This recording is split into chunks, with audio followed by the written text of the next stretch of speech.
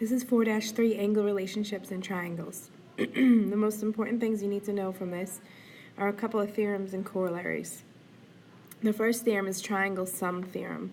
The triangle sum theorem states something you probably already know, that all three angles of a triangle add to 180. So you can use this information to find a missing angle. So say you were told that this one is 30 and this is 100. So we've used 130 degrees total, which means that we would have 50 degrees left for this one to add up to 180. Okay, and then there's some corollaries that fall from that. So if you have a right triangle that contains the right angle, right? So it's a right triangle. If you have a right triangle and you've used 90, how many degrees are left for these two angles? Well, there'd only be 90 left because they have to total 180. So the corollary states the acute angles of a right triangle are complementary. Remember, complementary means that they add to 90 degrees. Okay, and if you have an equilateral triangle, it is equilateral, but also equiangular. If you have an equiangular triangle, you know every angle is the same. So if they total 180 and you divide it by 3 evenly, you'd get 60 degrees each. So each angle of an equiangular triangle is 60 degrees. Try these two examples that fall from the last theorem and corollaries, and then I will share the answers with you in just a minute. So pause this first.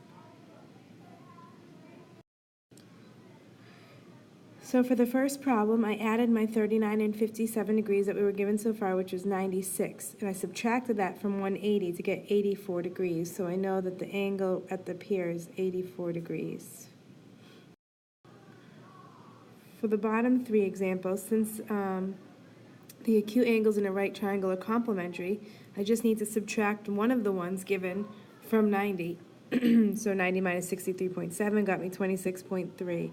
For the problem that just had x, I'm still just doing 90 minus x, but I can't calculate 90 minus x because they're not like terms, so I'm just putting it in parentheses, because I would do that first, and then whatever I'd get for my answer would have a degree symbol.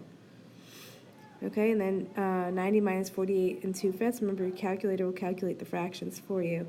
And I got 41 and 3/5, or 41.6, or you could leave that as a mixed number, as an improper fraction as well. Okay, this is an exterior angle theorem. What you need to know about the exterior angle theorem is that this angle is exterior of the triangle. It's outside of the triangle. These three angles, 1, 2, and 3, are interior.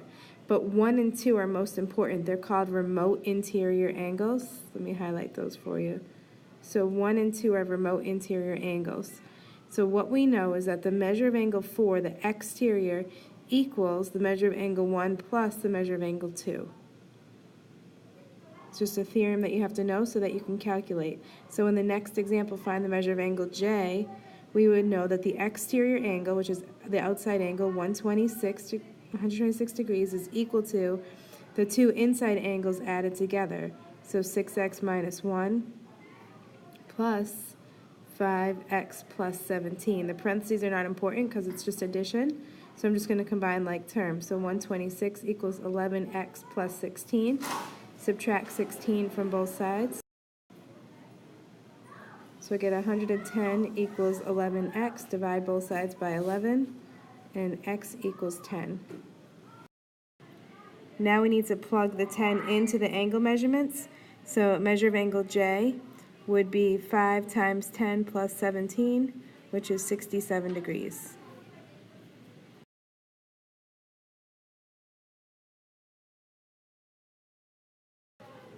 Okay, for this is third angles theorem. If we know two of the angles are congruent, then the third angles must be congruent. So we set them equal to each other, so we get 2x squared equals 4x squared minus 32. Subtract 4x squared from both sides. We get negative 2x squared equals negative 32. Isolate the variable by dividing by negative 2 on both sides, so x squared equals 16.